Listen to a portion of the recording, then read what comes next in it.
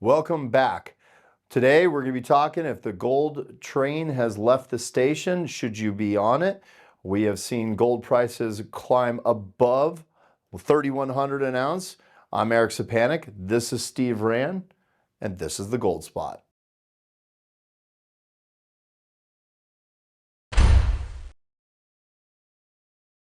Well, Steve, we've had one heck of a big week so far. One thing I like to always note is that it is because of the central banking system, the bigger banks in the world. Steve's got a little to share with us about that.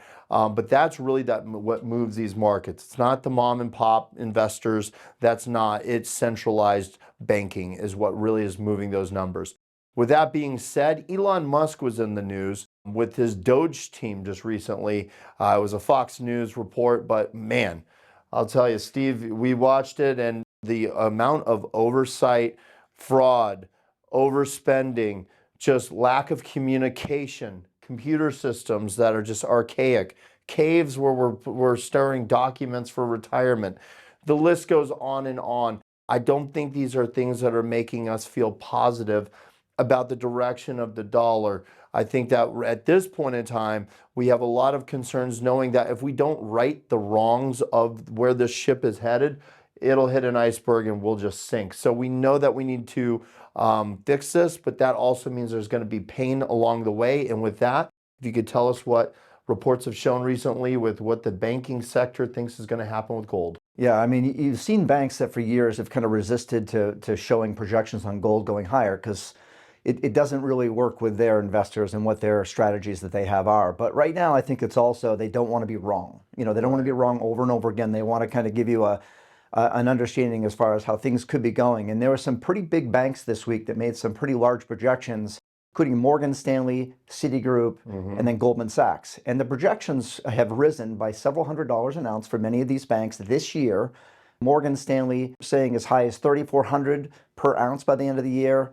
Citigroup saying $3,500 by the end of the year. And the big one was Goldman Sachs that said under extreme circumstances, they could see $4,200 by the end of this year. For many people, they can't comprehend that the number could go that high. They think that, that immediately when something gets to a certain level that it has to come down. But, we've seen it with other asset classes as well. It's not unusual for things to go on these runs when you hit these resistance levels and break through. And for the people that are out there right now that are saying, I missed it, you and I heard that at $500 an ounce. Yep, we heard it at $1,000, $1,500, and everywhere along the way. You've got to stop looking at this as the price and look at it for what it really means, that the dollar is not valued worldwide, and that's why so much buying of gold is happening at these levels and continues to happen regardless of where the price is.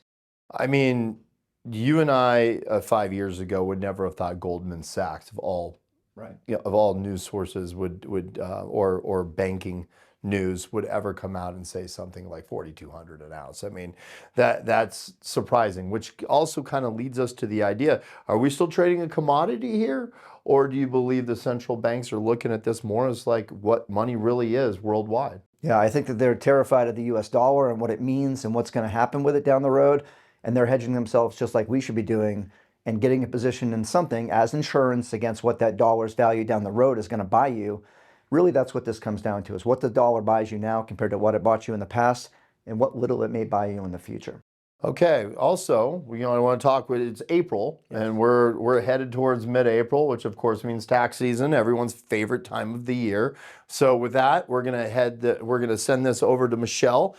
She's gonna let you know about what you need to know about contributions between now and the 15th of this month. Okay, Michelle, take it away. Hello, it's Michelle Ellis, your IRA liaison here at Scottsdale Bullion and Coin. I'm here as a reminder for that 2024 contribution deadline that's coming up as tax day, April 15th. If you're interested in doing an IRA contribution for 2024, you got to get that in before then. If you are under 50 years of age, you can do $7,000. If you're over 50, that's $8,000 that you can contribute. So if you're thinking of doing it, give us a call now and we'll help you get that process started.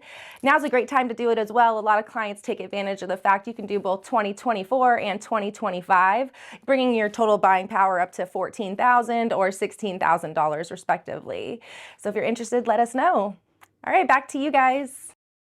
Thank you, Michelle. These contributions are crucial. Make sure you get these in so you can tax to her as much of your income as possible and pay as little as tax as you can legally. Eric, if you can take it away. Yes, well, with that, I think we're going to wish you a great weekend.